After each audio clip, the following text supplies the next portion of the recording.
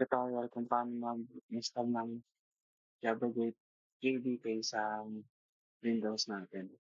So, search lang natin si Java JDK download. And click lang natin itong Java downloads mula sa oracle.com. And scroll down lang natin siya. Kung may makikita kayo dito na Linux, macOS, and Windows. So, pipiliin lang natin si Windows. Then, click lang natin to si x64 MSI installer. So, magpo-proceed na siya sa download. Wait lang natin siya until ma-download siya. Um,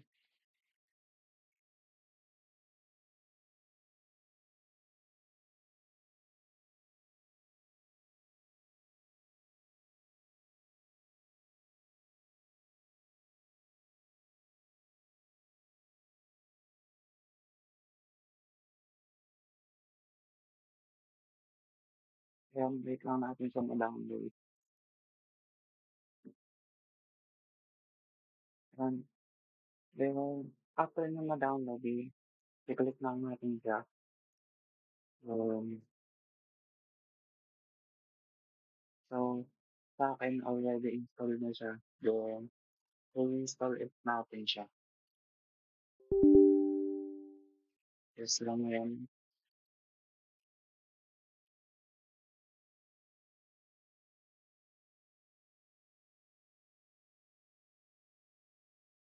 And, pupunta tayo dito, then, click lang natin yung next. And, next ulit. So, yes lang natin.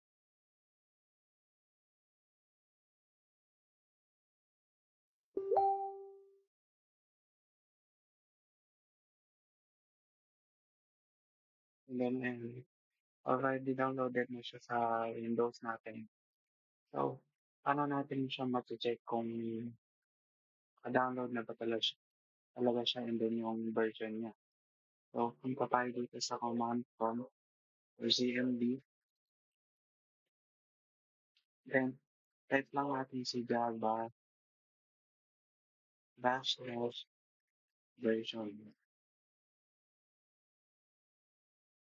So, dito is I'm running Java 25 yung latest version niya. Yan. Pag nag-show to sa inyo is already downloaded na siya. Okay.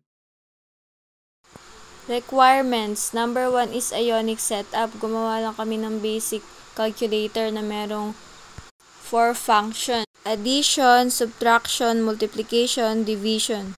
Number 2 is Android Studio. Dito ipapakita kung paano mag-install ng Android Studio. Next naman is Java. Kailangan na i-install is yung Java 17 pataas. Next naman is number 4 is Capacitor. Free and open source siya na platform. Now let us proceed in the installation of Android Studio. First is pumunta sa website ng Android Studio at doon i-download yung installer. Pagkatapos, buksan yung setup file sa setup wizard, then puro lang yung next hanggang mapunta sa installation option. So, hindi babaguhin yung default settings na nakacheck lang sa Android Studio at Android Virtual Device. Pagkatapos, i-click yung install at maghintay lang matapos yung installation. Pagkatapos, buksan agad yung Android Studio at i-launch and then do not import settings. Pagkatapos pumili ng themes, tapos mag-proceed na tayo sa i-download yung SDK at iba pang required tools. So, pag nagawa na yung app, i-generate naman siya into APK. So, first is yung Ionic build. So, dito, kinocompile niya lang lahat ng web assets para mabasa ng capacitor. Tapos dito naman, yung npx copy, kinakopy niya lang yung mga na-generate na web assets. Tapos, dito na, yung next naman is yung npx open Android. So, dito yung na-encounter namin problem is kailangan pa ulit mag-install ng capacitor ng Android. Tapos, i-add siya gamit yung npx cap add Android. Tapos yun, ma-open mo na yung npx cap open Android, kung saan doon mo siya parang i-build yung mismong APK. Ito naman yung mismong pag-build o pag-generate na ng APK. Dito, hanapin muna yung menu, tapos kapag nasa menu ka na, hanapin mo yung build. Under nun, pindutin yung generate APK. Pag pindot mo nun, magbibuild na yung Gradle.